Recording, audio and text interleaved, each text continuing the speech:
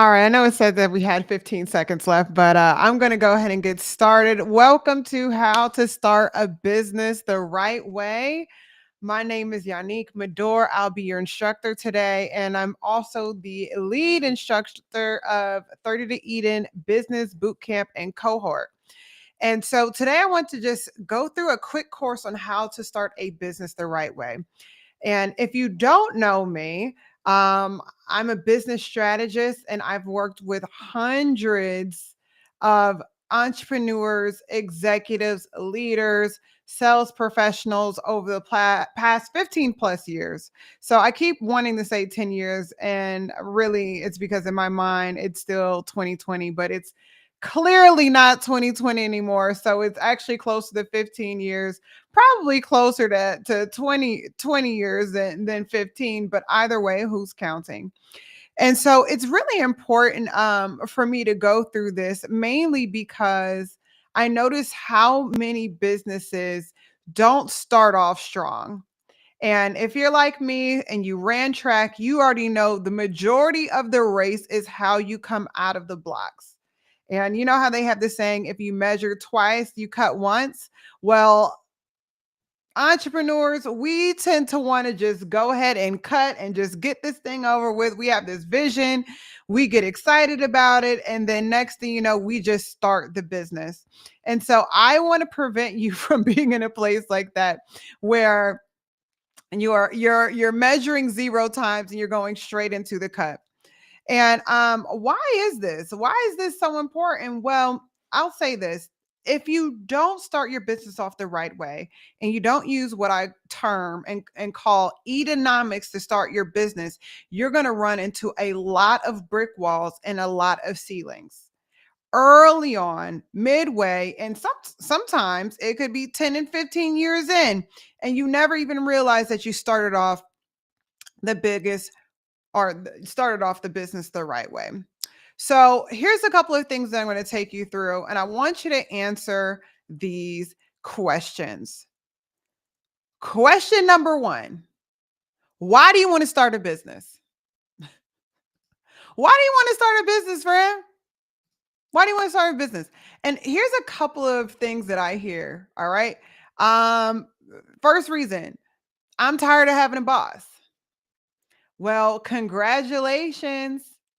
Because when you start this business, you're going to go from having maybe one or few bosses to having a million between your employees, recruiters, customers, stakeholders, the state, the federal government, whatever environmental factors, your accountant, the specialist, and every other person in the world, including your clients, they all have become your bosses.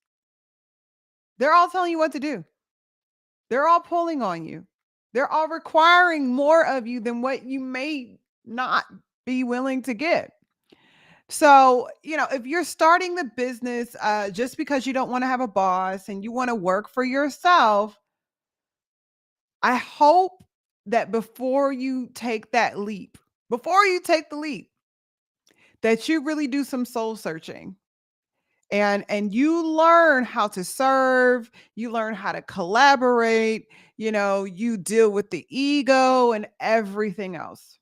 Okay, here's the second reason that I hear that people say they don't want to have a boss. All right, and so I'm going to kind of go into this for a second. The second reason that I hear is because dun, dun, dun, you are tired of being broke. I get it, right? You're starting this business because you need money.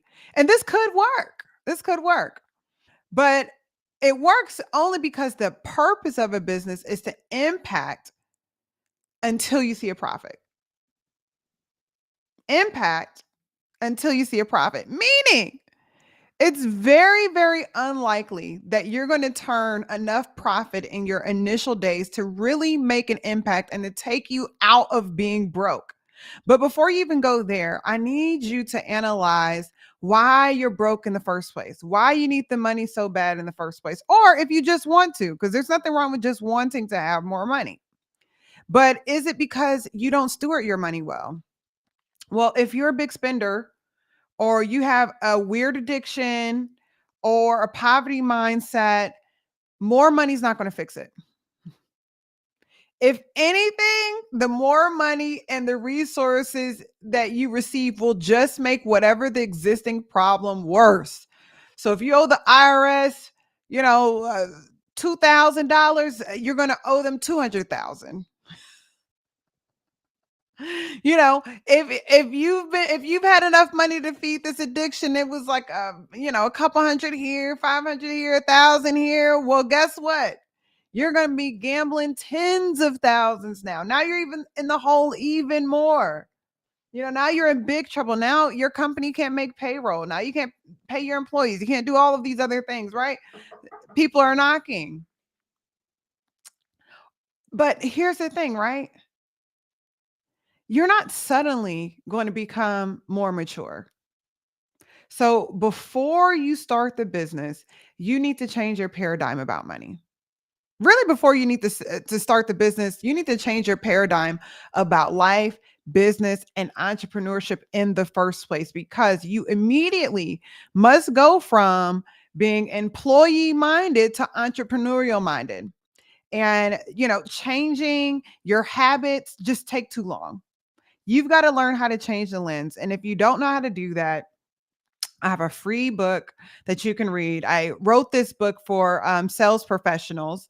And, I've been coaching a lot of sales professionals from entry level to more seasoned, and they all just kind of had the same issues over and over again. And I realized that they were trying to do too much behavior modification. And they really just needed to go ahead and change their paradigm, change the lens. Like if these lenses were pink, I'd put them on and suddenly I see everything is pink. That is what your paradigm is, the lens in which you see everything from. And so before you start the business, you have to do the work on changing your paradigm. Third reason that I hear all the time, I just want to be like so and so. I want to be one of them. You want to have a certain amount of notoriety behind your name. Maybe you need to prove something to someone, or maybe whatever those reasons are, right? You want to feel like one of them. Friend,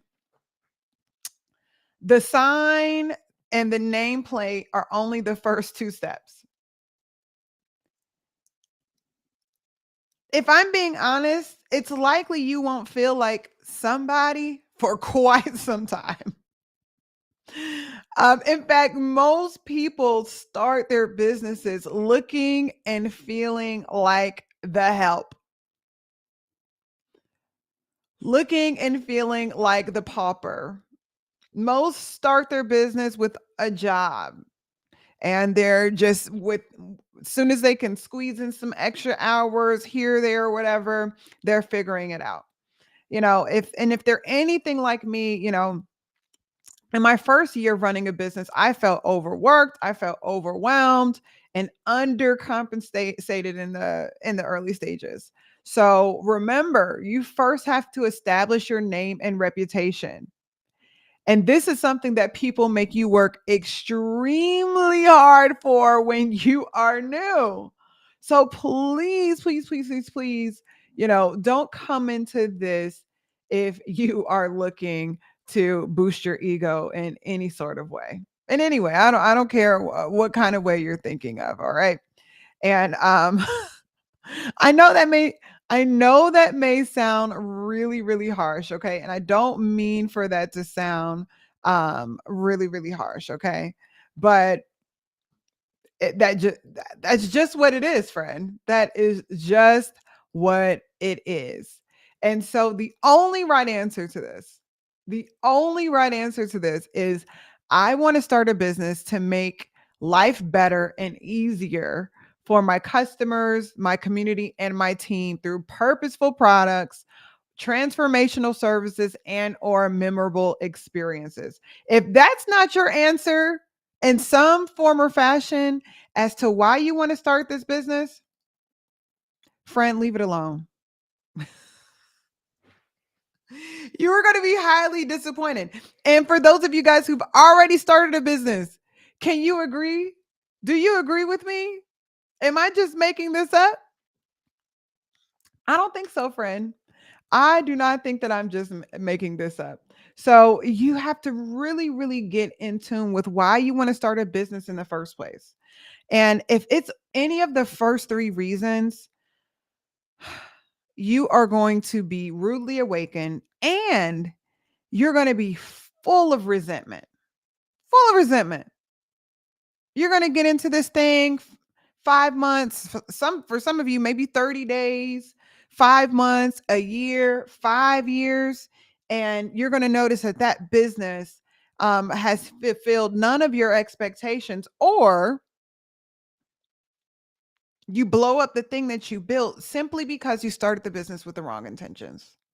And that's just from me to you, me looking back at some of the reasons in the beginning I wanted to start a business. And what I learned eventually is the real reason why you get into business. All right. So now that we've established that, I wanted to go into some rules that I operate by. And the rules are called Edonomics. All right. Edonomics. And some of you guys are like, what is she talking about? Edonomics. What is this? Right? Some weird moniker or words that she made up. Yeah, in a sense. But it's one of the ways that I operate. It's one of the ways that I operate. And it's just based on the concept and Eden, where God established his original order, original precepts, original systems. And one thing I love about it was in those systems, every single thing is in alignment. Now, I don't care if you're a believer or an atheist or somewhere in between, this works. It's just about building something that's whole and complete. All right. And not just being busy, where every system has a place, every connection has a purpose, and every part of your business should be aligned to support growth and longevity. All right. And so, those are some of the things that I wanted to discuss today. Actually, I just found a little typo. We're going to have to fix that. Right. And so, what we're going to do is walk through the connections that you need to make and some of the separations that you need to make in order for your business to have healthy development.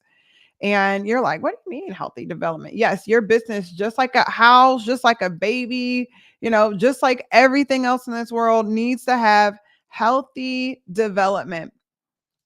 And without that, you're just gonna flounder. All right. So I want you to think about this like building a house. The bigger the house, the deeper, the bigger, and the stronger the foundations need to be. Meaning, if you want to live in a mansion, you're not going to build that mansion on sand. You're just not. It's too heavy. The chandelier, sand can't even hold the chandelier for very long if you have one of those big, huge, beautiful chandeliers. So it's the same thing for your business. And so what I'll see is people will start businesses and they'll have this portion over here and they start putting in the windows and they start putting in this and putting in that, but they never truly laid the foundation and they wonder why the business can't grow. Okay. But before we get into fully into Edonomics, okay, I want you guys to answer this question. What problem do you want to solve? What problem do you want to solve?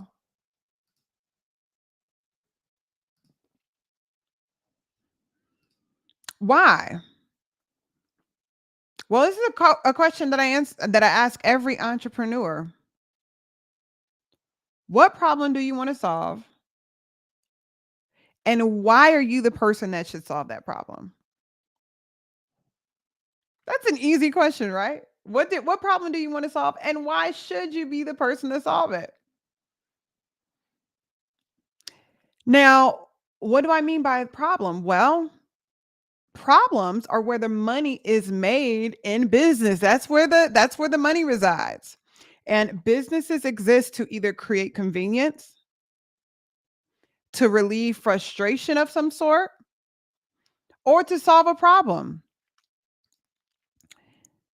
In other words, entrepreneurs are those who do what others won't do or can't do, often because of laziness, lack of time, or lack of creativity. You know, how many of us bought the little automatic cleaner brush, right? Why? Because who has time to sit there and hand scrub your floors and hand scrub your bathtubs and hand scrub all of those things, right? We don't have time to do that. And so someone out there created this scrubber that we can use in our showers and everything else to make things easier for us. And so entrepreneurs are those who don't run from their problems. They see opportunity in their problems. They see opportunities where others see inconvenience. And remember, if there's no problem to solve, prepare to get lost in the fray and in the noise, meaning your business is going to be buried with everyone else's. You'll fade into the crowd. You'll have to spend $100 million trillion to market and the most expensive brand specialist and all of these other things, right? Or you'll just make linear money and you'll struggle to stand out. Why? Because the problem isn't big enough. Big problems pay big money. So here's the deeper part of the question. Why you? Right? Why should we choose you? Are you really the person to solve the problem? I think that's a really, really valid question to ask. Are you the person that should be solving this problem? Why do I say that? Well, whenever you start a business, you really need to consider your unique set of skills, desires, knowledge, and perspective. Meaning, what do you have? What do you have? Why? Because this is what's going to set your business apart from everyone else.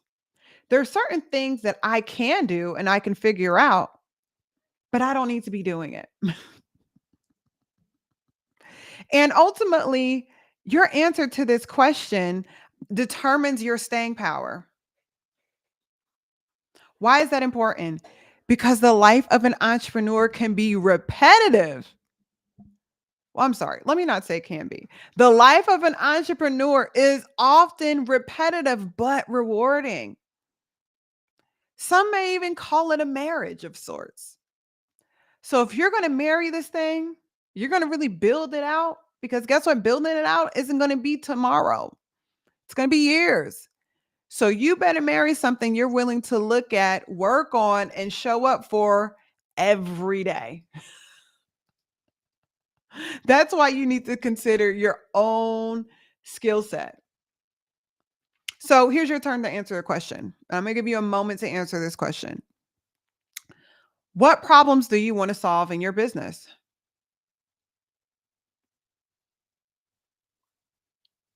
What problems? One easy way and where people find the best ideas is what makes you so frustrated, like so frustrated that you will spend hours in your basement coming up with something to fix it because you got sick and tired of that being an issue. That's where my business started. It was from a place of frustration. My company, I help to train entrepreneurs and sales professionals.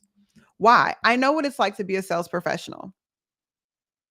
I know how sweet it can be. But I also know how terrible it can be if you don't receive the right training, development, and support.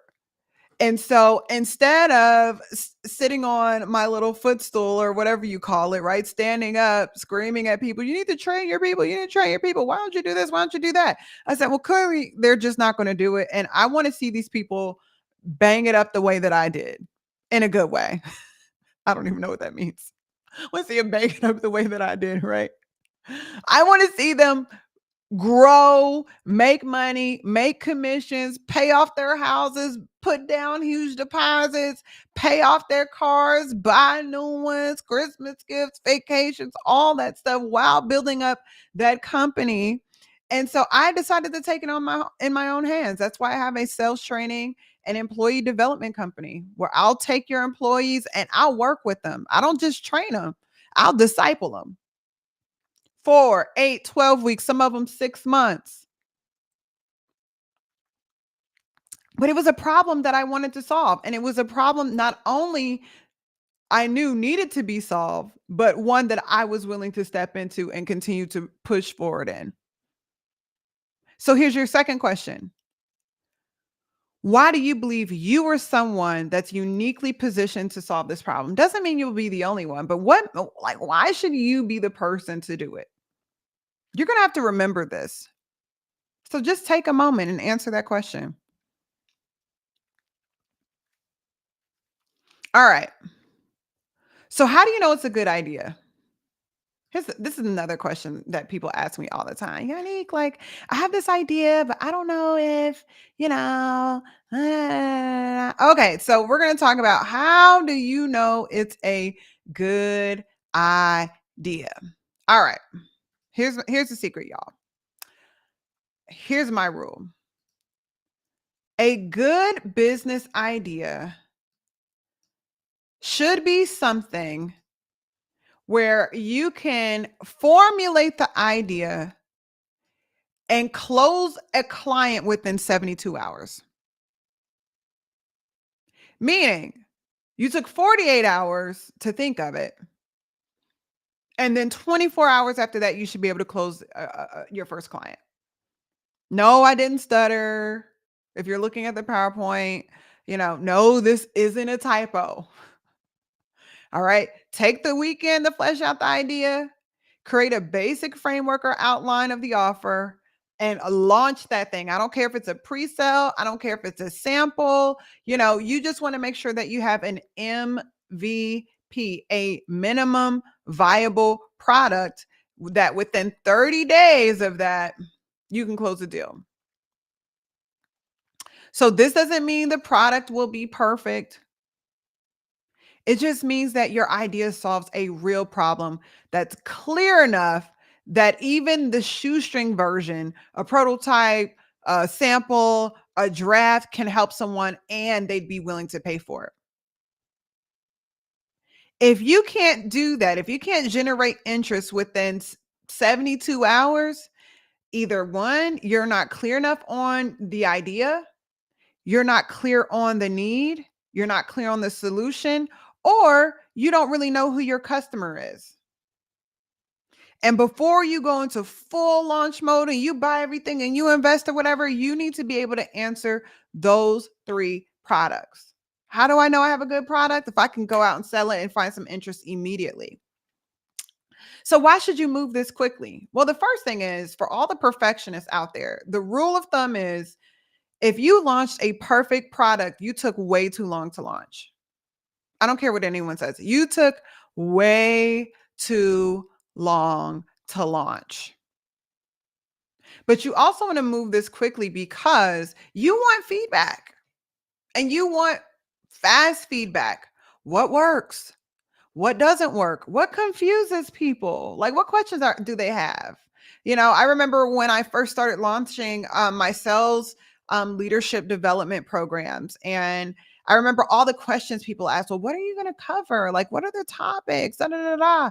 And I realized it's like, oh, I need to go ahead and send them a curriculum along with the topics that I'm going to cover. And I also started sending them like sample messages, sample trainings where they could see the real life feedback, the questions, my formats, everything like that. So the first thing I did was I launched a pilot group. I reached out to some clients. I took my 48 hours to think about it. I drafted an email. I sent it out to people who I felt it could help. I immediately got some people to sign on, got some results here. These are the results. These are the samples. This is what it sounds like, whatever. I realized people just wanted more information and wanted to understand what it is that I would be reviewing and my methods before. So launch quickly, take what you learn, refine it, and try again. This is what I call the rinse and repeat method. This is your way of finding what your $1 million product is. And so if you want to dive deeper into this concept, There's a book called Million Dollar Weekend, and it breaks this whole process down beautifully, but we're not going to go over it in detail today. But you have the basic concept. Okay. Now, I need you to know your target. Know your target. Know your target and define your aim. I'll put this up here so you guys can see. So, there's a million ways to hit $1 million in revenue. All right. You could sell one product that costs $1 to a million people. I don't recommend it. It's a lot of work. Okay. We see a lot of these types of things come out of China where they've got billions of people to work for them for some dollars to make this work out for you. But most of us aren't in this position. All right. Or, you can sell 10,000 products at $100. Or you can sell 10 products and services at $100,000. Or you can sell one product at $1 million. None of these paths are wrong, none of them, but they require entirely different strategies, different types of energy, different timelines, different platforms, different price points, and most importantly, different people, y'all. And I want you to know why it's important. One, you need to know who you're targeting. So if you are launching a product where you're trying to sell $1 million product to someone, then you got to go to the $1 million pond. Now, I personally believe that it's way easier to target those individuals because there are fewer people swimming in those ponds. But that's just my personal belief. You may jump out there and you may say, "Hey, you know what? Let me launch this $10 product just to get my feet wet." I've done that before. You can make money doing it, right? Just be willing to go through the processes and the efforts, in order to get to that place. What does this impact? The first thing is it impacts your marketing message. Are you speaking to the masses? Are you speaking to decision makers? So I have two sides to my life, my brand. One is talking to the masses. That's more of inspirational. That's more of what I do in ministry, everything like that. In business, I'm speaking to decision makers. I'm speaking to decision makers. So there's certain things when it comes to my marketing that I don't get too concerned with because I know who I'm speaking to. Your platform. Where are you building your brand? I use, for instance, in my business, I use Google ads. I'm on Indeed. I'm sorry, I'm not on Indeed. I'm on LinkedIn. I'm doing a lot of direct sales. I'm hosting events, I'm hosting webinars, cohorts, things of that nature. Why? Because those are the types of people that I'm speaking with. Right? So are you building a brand on TikTok, YouTube, LinkedIn, Google? Are what are you building? Or are you hosting private investor dinners for all you financial people? Maybe you're going to, $1 million networking events. I'm not sure. The third thing that it's going to determine is your sales process. Are you focused on volume and automation or trust and high touch? The higher end products is going to require trust and high touch. You're going to have to work with a little bit, right? If you're focused on volume, honey, you run that viral ad to death. Run it, run it, run it, run it up, run it up, run it up, run it up. Get your money, rinse and repeat, put that money back into your ads, run it up, run it up, run it up, run it up. I kind of believe in doing both in a sense. Your systems. Do you need scale or personalization? Is this a white label type of thing?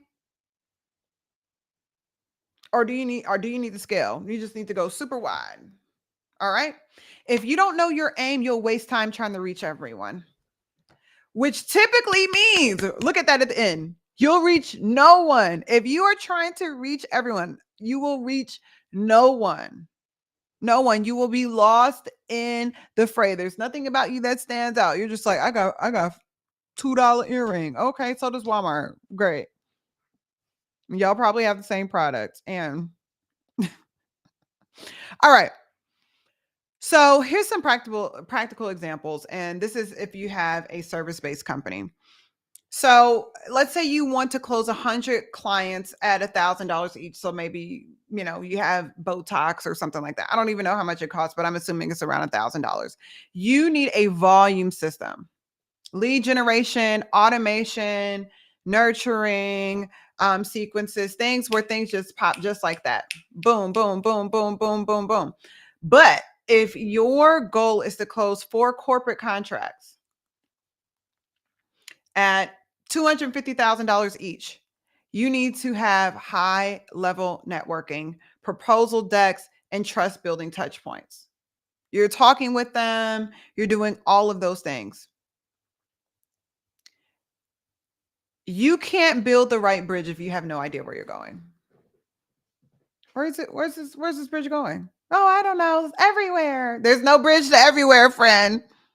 There's no bridge to everywhere. Are you guys getting this? Are you like, do you understand why this is starting your business off right? Okay, cool. So at this point, you've answered the questions. You know why you're starting their business, and it's not because you're tired of having a boss or you are bad with money. So you're trying to find ways to make more money. It's not about ego. It's not about any of those things. You want to serve. You know the problem you want to solve. You know that you're the person that should be solving this particular problem. And I'll say this, I didn't say this earlier. There's thousands of problems that need to be solved. You have to pick one.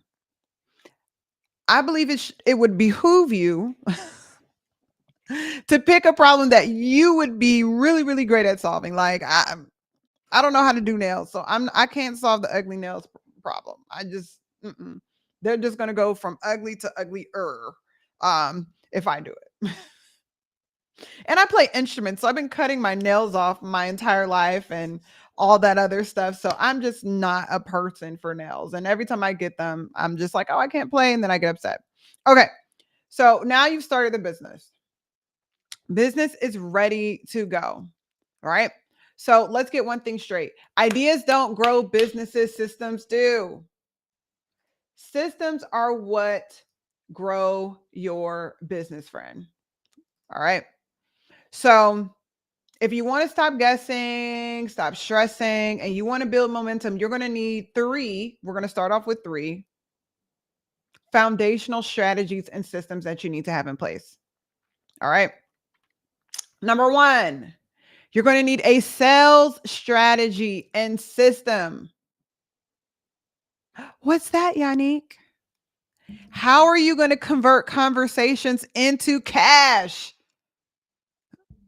How are you going to convert these touch points into cash? You need a sales system. Some of y'all are like, of course. It's not of course. I've seen it before. Sales is the heartbeat of your business. Without sales, you have a hobby, not a business. If you're doing it all for free or close to it, it's likely a hobby and not a business. All right. So you need a strategy that's going to help you find qualified buyers. Y'all, excuse that train. It's late. You're gonna need a strategy to help build trust quickly and to present your offer clearly to clients, right? Meaning you're trying to talk through it and you're like, yeah, and then it kind of does this, and the customer just ends up confused. You don't have any visuals, you don't have any before and afters, you don't have any testimonies, you don't have anything. You're just like, hey, buy this. All right. You need a sales strategy and system that helps you handle objections with confidence. Where are your FAQs? Where are your trust buildings? Where are your webinars? What's this? And you need something that's going to help you close deals consistently. And once you've got that system and strategy, you need a system to support it. So, what sales process from lead to payment? Or what's your sales process for that? How are people going to pay you? Are you going to make it difficult for them? Are you going to make it really easy for them? Do you have a script? Any sort of offer deck? Any sort of pitch deck? right? Meaning you've spoken with them, they're getting interested, they're getting warm. You need something that's going to help you to close that deal. Otherwise, you're going to be hemming and humming your way through that. Yes, just because you're a visionary, you thought of something does not mean you know how to close the deal. I've seen it a million times. Some of the best entrepreneurs can be some of the worst salesmen. And in the beginning of your business, oftentimes you're the person that has to close this deal. How are you following up? Do you have a CRM in place? Let's say you're talking high volume things, right? What's your CRM? How do you track people? How do you retarget them? For businesses like mine, I use a CRM where I'm able to track all of my leads, every conversation, every email, every follow-up email. Every time I spoke about this, every time I upsold a client, I can go back and see why I upsold them, what they bought, what the purchasing price was, how long ago that was, right? I need some sort of tracking system. If you don't have a tracking system and you're not even thinking about that, you're not thinking about closing too many customers. So, if you already have started your business, because remember, this is about starting a business the right way or restarting your business the right way. What is your current sales process? What is it? Second question. Where do most of your leads drop off? How can you tighten that up? Is it in the beginning when your cold outreach? Is it there? Is it when it's warm? You're right, meaning they've expressed some sort of interest, they've responded, they've clicked, they've added to cart, they've entered their credit card information, but for some reason that doesn't go through. Where's the drop off? If you don't know the answer to that question, you need a thorough sales system and strategy. So here's some that you can consider and for some different models. And I'm actually going to put this up here for you guys because this is really helpful. And I wish someone had this for me when I first started. And I feel like maybe I'm like hard knock now. Um, because I feel like I've used the majority of these systems, but um here's just some different sales models and some of the industries they're best suited for. And y'all, excuse me for some of this stuff. I'm gonna go back and edit some of these things for you guys, but I think the information is what's most important. So you got the first one, the direct sales model. So this is really great for high touch services, coaching, consulting, B2B offers. So for instance, I use a really strong direct sales model. I reach out to clients cold. I will call the CEO. I will call the president. I will call the sales director. You know, I will go meet up with them. I'll have lunch. If you ever, comment on my Instagram or anything like that, I'm like in your DMs. We're getting on Zoom. I'm having consultations. I've gone door to door. I've gone business to business. But it's based upon the industry that I'm in. It requires a high amount of touch and a high amount of trust. So I want them to meet me. I want them to know, what it is and who it is that they're dealing with. Okay. Then you have an inbound sales model. So this is great for service-based businesses, especially software as a service, info products, online courses, things like that. Maybe you post an ad online, you have someone, call in, things of that nature. It's where you can offer free guides, blog sales, things of that nature. So for instance, for those of you guys who downloaded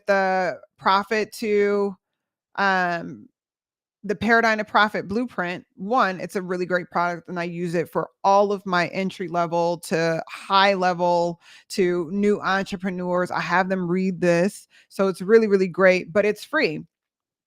And so this is an inbound sell. You go through there, I get your email, things of that nature, and I can talk to you about other products, right? Look, there's one of my sales secrets. But here's the thing, make sure it's still high value. Even if you don't do any other business with me ever again in life, I know that just from you reading that, something about your life is going to change. Then you have outbound sales. So this is great for like business to business agencies, high ticket offers. Okay. So I use this too as well. Cold email campaigns to book demos, cold email campaigns to speak with me, things of that nature to get more information, all of that. Then you have high ticket consultative selling. So this is for premium services, group programs, corporate contracts.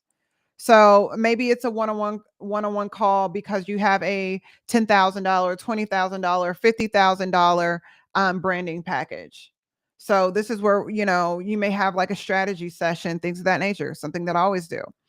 Another one's a low ticket volume selling. So this could be digital products, e-commerce, low ticket courses. So you'll see a lot of this on social media platforms. You'll see it on TikTok. You'll see it everywhere. All it is low ticket volume selling. So, if they can get 100 people, 200 people, 500 people in their live, they'll go online, do what have you. And then next thing you know, they've got 100 people buying a $10 ebook or what have you. Or maybe it's a $27 ebook and they sold it via a Facebook ad or they went on live or something like that. Another one that you have is a subscription and membership model. So this is great for content creators or educators, where maybe you join their group and they teach you how to do XYZ for 30 days. So maybe they'll teach you how to use AI. Maybe they'll teach you more about social media. Maybe they'll teach you about how to burn your belly fat for 30 days. And every day they meet with you and teach you how to make the right smoothies. I don't know. I don't know about that, but you guys understand it's all over the internet. So maybe that's something that you need to do. You can have an affiliate model or referral sales. One of the things that I do use, but even for my mid to higher ticket products, is I use an affiliate system. I work with my clients that have had really great results. And to me, they're better than any ad that I can have because they've seen the results. They can answer the questions. They know what it is. And so what I do is I pay them for the referral. So, and typical affiliate fee can be anywhere between 20 to 50%. So it's a great way for them to earn, but it's really a great way for your business to grow. And there's nothing better than getting real feedback and real social proof one to one. Sometimes it's productized services. So you'll have like freelancers and agencies and creatives. So maybe you'll have like a $500 or $100 logo design service or 50 or whatever, right? Then you have a pre-sale model where you do new product launches. Maybe you have MVPs, you have group programs, things like that, right? So that is one sales system where you sell access to something before it's built. Oh, sorry, I didn't mean to move that on you guys. Then you have event-based selling. So, you can have a webinar that ends with a big program pitch or something like that. Maybe it's $1,000 program pitch or what have you. Or it's a hybrid model. So where you're mixing multiple models based on the product and services. Most of you guys will have, different types of products. I have some of my lower ticket funnels that can lead to a high ticket funnel. For instance, I have 30 to Eden, where I help small business owners for 30 days and it's like a business boot camp, to help them put their systems into place. We audit their sales, we audit their SEO, we audit their recruiting, we audit their ads, we audit everything about the business, help them to fix it, mentor them for 30 days. And my goal with that is saying, hey, this person may not be a six-figure client yet, but if I give them the same value that I would to a high ticket client, but maybe in a group setting, maybe next year or 5 years from now, they'll be a six-figure client. So that's an example of having a hybrid model in business. So there's so many sales strategies that you can use. All right. There's so many. There's no one size fit all. Um, I just recommend choosing a system that works really well for your industry, your offer, and your audience.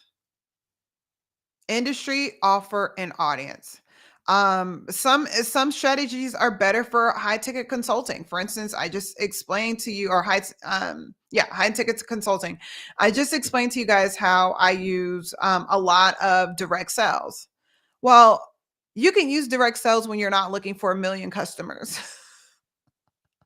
I'm not looking for a million customers. I am looking for, 1 to like 15 per year.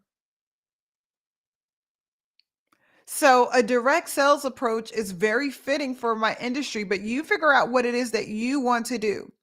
And so if it's digital products and coaching programs or retailer, things of that nature, whatever it is, just choose a model that aligns with your business and your mission. All right. But no matter which one you choose, remember this: it's going to take repetition, refinement, and real work to get results. Even with the direct sales model that I use, I still have to, well, I have someone do this for me, but we still have to pull leads. We still have to email. I still take consultation calls. I sometimes the follow-up is 50 million times. I got to talk to three different people, and there's a wait, and there's all these other things, and I've got all these other people to where I'm still having to go through the process. I'm still refining. I'm still figuring, out what's going to work best and what's going to allow me to go 10x and, 1,000x or what have you. So I want you to embrace this.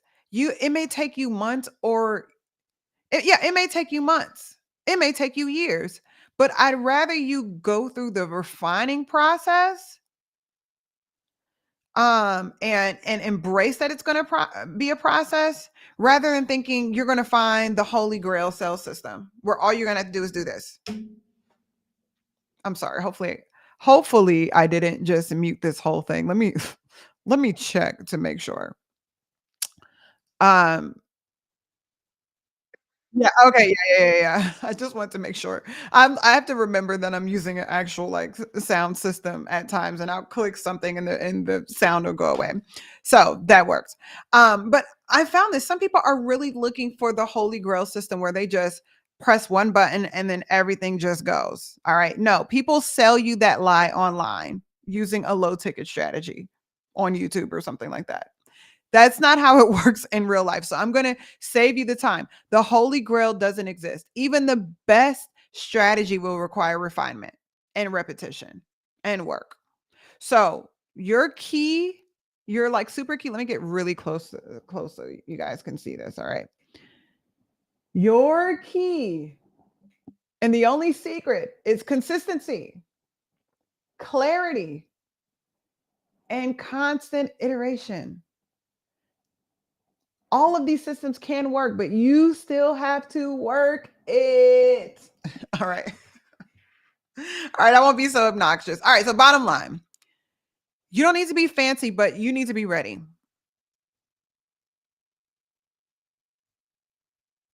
These three areas: sales, marketing, and lastly, operations, are how you build something that doesn't just start, because the goal isn't to start a business. The goal is for that thing to pop off. Okay. You want it to scale. You want it to scale. Okay, so now we're going to talk about some marketing systems. All right. So sales and marketing are two different things. So much so that I usually tend to, well, not usually, I do. Let me not lie. So let me not lie on Chris. Okay. Um, I work with marketers. I work with marketers. I don't try to do that myself. I don't try to do really much of this myself. I do this: talking to clients, talking to customers, teaching, right? That's my sweet spot. But I do understand marketing, and I know how to reach out to the people that can set you up with a really, really great marketing system. All right. So, sales, closing the customer. That's where the exchange happens. Okay. Marketing, getting the word out about your product. How are you going to get the word out? You got to get the word out. Once the word is out, you can close them. So, um, can't remember who told me this. I think I was in a meeting. I'll say this, a Vistage meeting. Yeah, I know it was a Vistage meeting. Um, and the speaker said, shout out to Vistage. Um, the speaker said, if your business is invisible, it is non-existent. Meaning you can have the best offer in the world, but if no one knows about it, you'll stay stuck. If no one knows about it. Marketing is how you create awareness, it's how you build trust. And that's how you stay on the top of the mind, like on the in the front of someone's mind. Like for instance, can you go anywhere in the world and not see a McDonald's or see a McDonald's commercial? I don't care where you are. You're going to see an ad for McDonald's somewhere, unless you are in the middle of the Amazon. And even then, I would still question whether you'd see a McDonald's commercial. So your marketing should clarify a couple of these things. So one, who you're talking to, who's your target audience? All right. So for me, mine are small business owners, organizational leaders, sales professionals, meaning movers and shakers. You're trying to build something. All right. Where do they hang out? Where are their platforms in their communities? Right. I'm actually going live right now too on some other platforms. Why? Because entrepreneurs don't sleep as much as everyone else. Um, what message do they need to hear?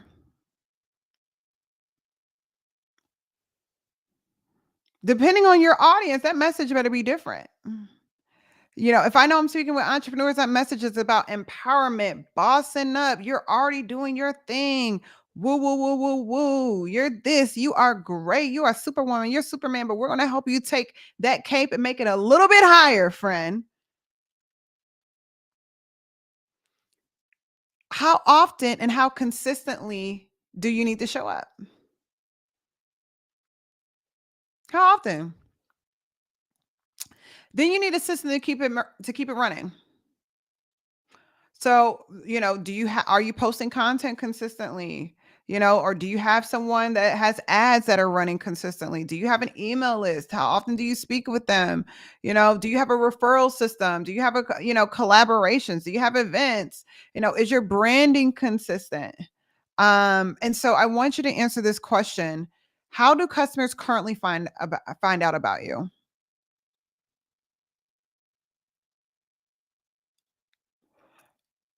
What would happen if you doubled down on that? That's why I started my affiliate program, because I was getting so many clients from referrals. So I said, "Hey, let me boost this up a notch." I don't think I have any portion of my business that doesn't have an affiliate program for it. Why? One of my biggest bragging points is I've never had anyone ask for their money back after working with me. Never. So remember, if no one knows, no one buys. If it's invisible, it's non-existent. Doesn't matter how amazing the product. A great product without visibility is like a billboard in the desert. No, we'll say even worse. A billboard, where's the place that had like the nuclear like explosion or reactor or whatever, and there was like a Chernobyl. All right, you might as well have a billboard in, is it Chernobyl? Chernobyl? However you pronounce that. All right. So know that there's dozens of ways to market your business. You can do social media, email, referrals, events, collaborations, SEO, ads. But the key isn't variety, it's consistency. So whatever it is that you're doing, do it consistently. Me, I'm emailing my direct sales leads all the time. I'm on the phone with them. I'm doing all of those different things. Okay. Some of you guys are like, no, you don't. You're part of my regular subscriber list. I have two subscriber lists. I have the big boys list, all right, and the people I love list. I love all of y'all, but there's two different ones. Are you in my sales nexus? But most importantly, I want y'all to see this. I'm gonna highlight this. Oh, I can't. Okay, never mind. You need to unapologetically promote your business. I hate when people act afraid of their business or like they're ashamed. Shameless plug. Why should a plug ever have shame? It makes no sense. Not once, but you have to do this repeatedly and intentionally, okay? All right. Thank you so much. Okay, so here's the questions that you need to ask for your clients. All right. Some people call it a client avatar. I will call it that too. This is something that the guy who markets for me and it runs my ads and stuff. He brought me through this list, and it was a reminder of some old teachings that I had that I'm putting back in here. Okay. So here's some questions to ask. Where do they shop? Your clients, where do they shop? What kind of content do they watch or read? What are their values? What are their fears? What are their desires? Another question, where are they? Where do they spend their time when they're not working? What other products and services do they already use? Like one of the things I love, I'll say this, most business owners that I know are obsessive about their health. So I know they're already, purchasing supplements. They are purchasing, and they're getting IVs and they're doing all these other things. They've got all the creams, they've got all the shakes. They go to the health spots. They are obsessive about their health. All right. What other brands do they follow? How do they talk about themselves? That's really important because that will determine the tone of your marketing. What annoys and aggravates them? For my clients, is lack of growth, stagnation.